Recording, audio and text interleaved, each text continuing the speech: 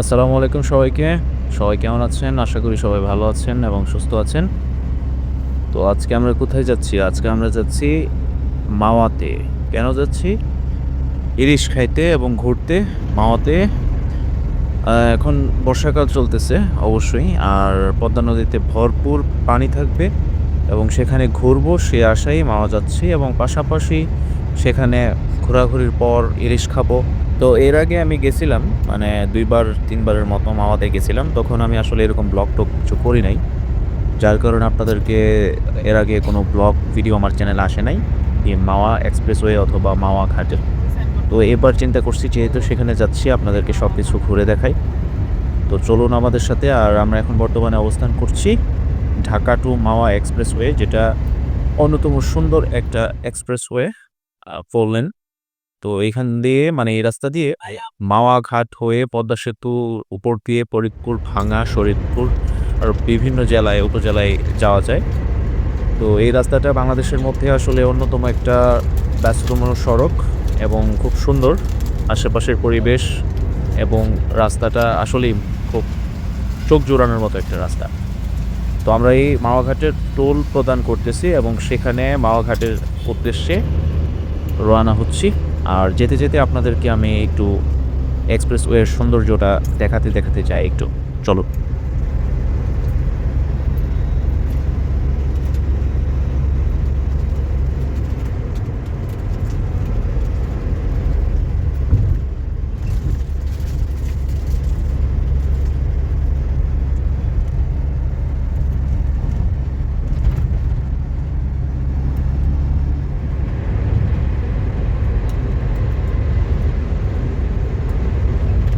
তো এক্সপ্রেসওয়ে পার করে আমরা এখন মাওয়ার রাস্তায় ঢুকে পড়ছি।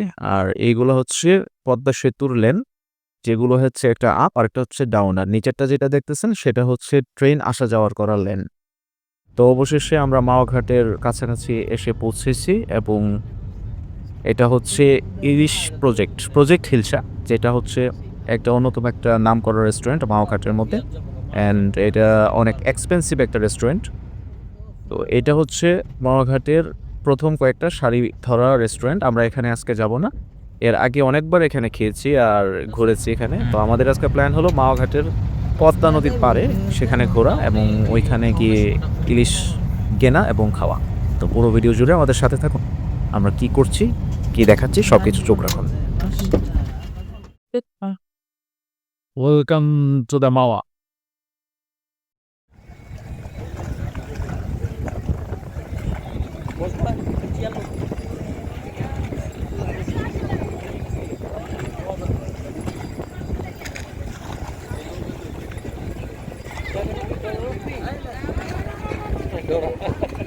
ফাইনালি চলে আসলাম মাওয়া ঘাটে।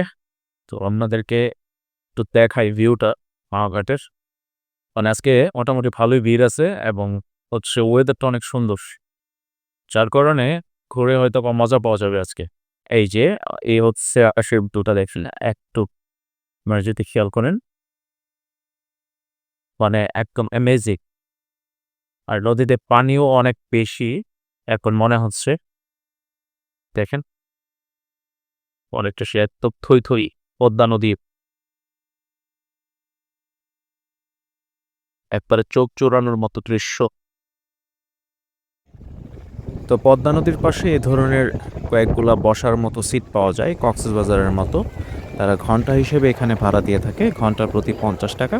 তো আমরা ৩টা সিট ১৫০ টাকা দিয়ে নিয়েছিলাম সেখানে বসার জন্য। কিছুক্ষণ বসে থাকার পর যেহেতু সময় ঘনিয়ে এসেছে, তাই আমরা ভাবলাম যে ট্রলারে পদ্মা নদীর বুকে ঘুরে আসি। আর ফার্স্ট টাইম আমি ট্রলারে উঠছি, কারণ এর আগে আমি কখনোই কোনোদিন ট্রলারে উঠি নাই। বিশেষ করে পদ্মা নদীতে এই প্রথম। তো ১ম এ ওঠার সময় একটু ভয় লাগতেছিল যে যেহেতু ১ম বার, সেহেতু আসলে ট্রলারে ওঠাটা একটু ভয় কাজ করবেই। আর নদীতে যে পরিমাণের স্রোত ছিল আর পানি ছিল আর যে পরিমাণের ঢেউ ছিল, আসলে ভয় পাওয়ারই কথা যারা নতুন। তো আমরা নতুন হওয়াতে ভয় পেয়েছি, কিন্তু ভেতরে অনেক ধরনের এক্সাইটমেন্ট কাজ করতেছিল। আর পানি দেখে আমাদের আরো মনটা বেশি ভালো হয়ে গেছে। আর জিনিসটা আসলে বলে বোঝানোর মতো না। মুহূর্তটা এত সুন্দর ছিল সেখানে। তো পদ্মা নদী যদি নিয়ে কিছু বলতে যাই তাহলে অনেক কিছুই বলতে হয়, কারণ এই পদ্মা নদীর অনেক ইতিহাস রয়েছে এবং অনেক কাহিনী রয়েছে। আর শর্ট করে যদি আপনাদেরকে কিছু একটা বলি পদ্মা নদী সম্পর্কে, তা হলো পদ্মা নদীর উৎপত্তিস্থল ভারতের হিমালয় পর্বতমালার গঙ্গোত্রী হিমবাহে। এই হিমবাহ থেকে বেরিয়ে আসা দুটি নদী ভাগীরথী ও অলকানন্দা কোশি নদীতে মিলিত হয়ে পূর্ব দিকে প্রবাহিত হয়। এই নদীটি ভারতের উত্তরপ্রদেশ ও বিহার রাজ্যের মধ্য দিয়ে প্রবাহিত হয়ে বাংলাদেশে প্রবেশ করে। পদ্মা নদীর দৈর্ঘ্য ২৫৯৭ কিলোমিটার। এটি বাংলাদেশ ও ভারতের বৃহত্তম নদী। এই নদীটি বাংলাদেশের মধ্য দিয়ে প্রবাহিত হয়ে মাদারীপুর জেলার শিবচর উপজেলার বঙ্গোপসাগরে মিলিত হয়। পদ্মা নদী বাংলাদেশের অর্থনৈতিক ও সংস্কৃতিতে ভূমিকা গুরুত্বপূর্ণভাবে পালন করে থাকে। এই নদীটি বাংলাদেশের প্রধান যোগাযোগ ও পরিবহন ব্যবস্থার একটি গুরুত্বপূর্ণ অংশ। এছাড়াও এই নদীটি বাংলাদেশের অর্থনীতিতে গুরুত্বপূর্ণ ভূমিকা পালন করে আসছে। এই নদীর তীরবর্তী এলাকায় প্রচুর পরিমাণে ধান, পাট, গম এবং অন্যান্য ফসল চাষ করা হয়। এছাড়াও এই নদীর তীরবর্তী এলাকায় প্রচুর পরিমাণে মৎস্য শিকার হয়। এই নদীর আরেক নাম রয়েছে, সেটি হচ্ছে কীর্তিনাশা। রাজা রাজবল্লভের গড়া কীর্তি এই পদ্মার ভাঙ্গনে বেসে গিয়েছিল, সেই থেকে তার নাম। তবে পদ্মার ভাঙ্গন কিংবা পদ্মার পাড়ের জীবনের বিশ্বস্ত গল্প সর্বপ্রথম উঠে আসা মানিক বন্দ্যোপাধ্যায়ের পদ্মা নদীর মাঝি উপন্যাসে। পদ্মার জোয়ার ভাটা, দুঃখ, সুখ, জীবনযাত্রার সবকিছু উঠে আসে কুবের মাঝির জীবনের গল্প দিয়ে। বহুল আলোচিত ও জনপ্রিয় সেই উপন্যাস বাংলার পদ্মার তীর ঘেঁষে গড়ে উঠলেও বিশ্বব্যাপী নদীর পাড়ের গল্পগুলোই প্রায় কাছাকাছি। কখনো নৃগোষ্ঠীদের জনপদ, কখনো শিল্পনগরী, কখনো বা একটি কেবল নদী বা পশু পাখির গন্তব্যস্থল। নদী তার আপন গতিতে চলতে থাকে এবং চলতে গিয়ে প্রতি ঢেউয়ে লিখে যায় পরিবর্তনের গল্প, লিখে যায় নতুন সংস্কার, কখনো বা পুরনো সংস্কারকে ভেঙে দিয়ে যায়। তবে আধুনিক সমাজ ব্যবস্থা গড়ে ওঠার পেছনে যে নদীর কোনো তুলনা নেই তা কোনো সন্দেহ নেই। কখনো কখনো একটি নদী একটি দেশকে নিয়ে গেছে গুরুত্বপূর্ণ অবস্থানে, আবার কখনো কখনো বা একটি নদী হয়ে উঠেছে একটি দেশের দুঃখ। পদ্মা নদী বাংলাদেশের একটি গুরুত্বপূর্ণ প্রাকৃতিক সম্পদ। এই নদীটি বাংলাদেশের পরিবেশ ও জলবায়ু নিয়ন্ত্রণে গুরুত্বপূর্ণ ভূমিকা পালন করে আসছে। এছাড়াও এই নদীটি বাংলাদেশের ইতিহাস ও সংস্কৃতির একটি গুরুত্বপূর্ণ অংশ।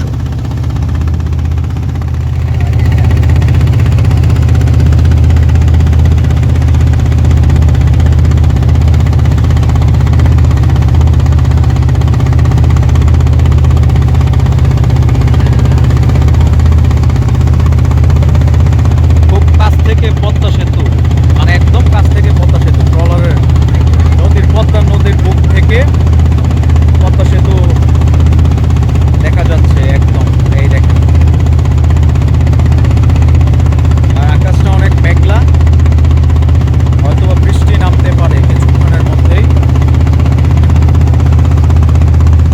পদ্মা নদীর বুক ভেদ করে আমরা পৌঁছে গেছি প্রায় পদ্মা সেতুর নিচে, মানে পদ্মা সেতুর নিচের অংশে আমরা অবস্থান করতেছি।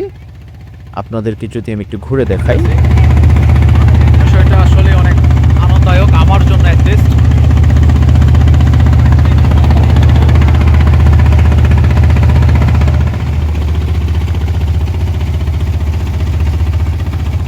পদ্মা নদীর বুক ছিঁড়ে সূর্যাস্ত শেষ হওয়ার পর আমরা ফিরছি আমাদের চেনা গন্তব্যে। ট্রলার দিয়ে পদ্মা নদী ঘোরা শেষে এবং পদ্মা ব্রিজ দেখা শেষে আমরা ফিরছি আমাদের গন্তব্যে এবং সেখানে যাব, যে আপনাদেরকে দেখাবো আমরা পরবর্তীতে কি করছি। চলুন আমাদের সাথে।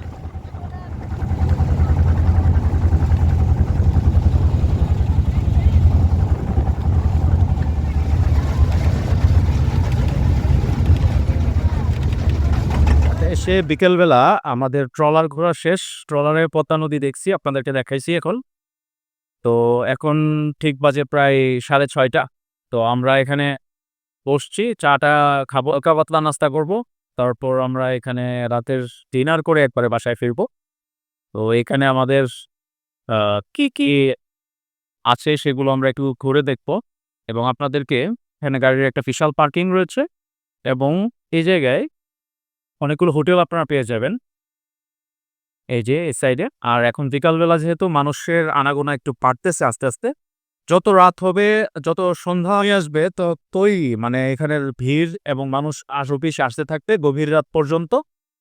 তো আমরা কি করব আর কতক্ষণ এখানে থাকবো সবকিছু আপনাদেরকে একটু দেখাবো। তো চলুন আমাদের সাথে। কি আলু কত করে এগুলা? 30 টাকা।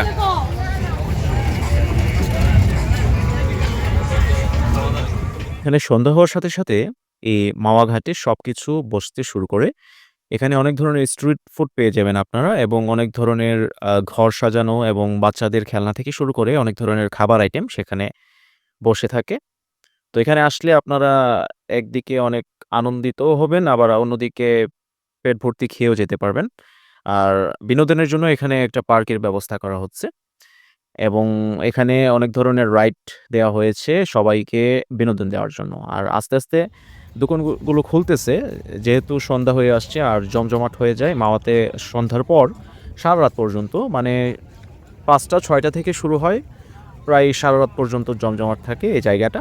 আর এই ধরনের দোকানপাট সবকিছুই পাবেন এখানে। মাটির দোকান থেকে শুরু করে কসমেটিক্স, জুয়েলারি এবং শামুকের অনেক ধরনের আইটেমের জিনিসপত্র এখানে পাওয়া যায়। তো আপনাদেরকে একটু ঘুরে দেখাই মেলাতে আসলে কি পাওয়া যায়। বাচ্চাদের খেলনাই আইটেমই এখানে বেশি চোখে পড়ছে আমার। তারপর যে জিনিসটা চোখে পড়ছে সেটা হচ্ছে চা। এই যে মালাই চা, এই মালাই চাটা পদ্মাপাড়ার মধ্যে একটা স্পেশাল একটা আইটেম বলা যায়।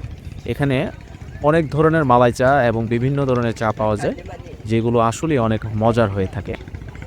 আওয়াতে আসছি মালাই চা খাবো না এটা তো হয় না। আর আমরা সবাই মিলে মালাই চার জন্য অর্ডার করে দিছি। আমরা যেহেতু ৫ জন ছিলাম আমরা ৫টা কাপ নিয়েছিলাম আর প্রতিটা কাপের দাম ছিল ৪০ টাকা। দুধ দিয়ে তৈরি করা মালাই দিয়ে এই চা তৈরি করা হয়। তো আমরা এখন মালাই চা খাবো নদীর পাড়ে বসে। তো চলুন।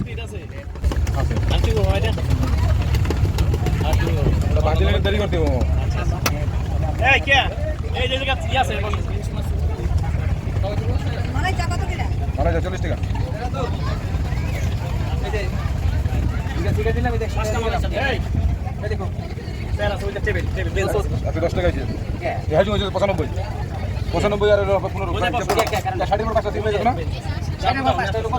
কত হয়? 5টা ভালো করে হিসাব করে মাথা খারাপ করো না। দুইটা দিয়ে তোমার জাল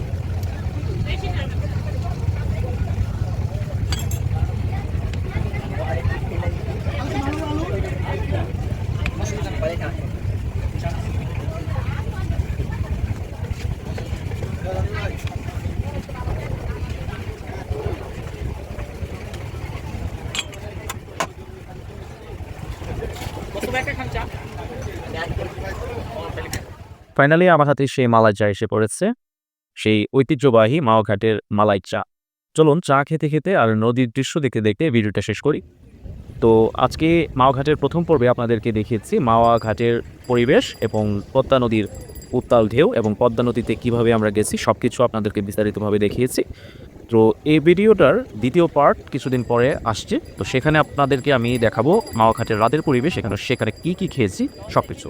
খারাপ আমন্ত্রণ হলো, সবাই ভালো থাকবেন। আল্লাহ হাফেজ।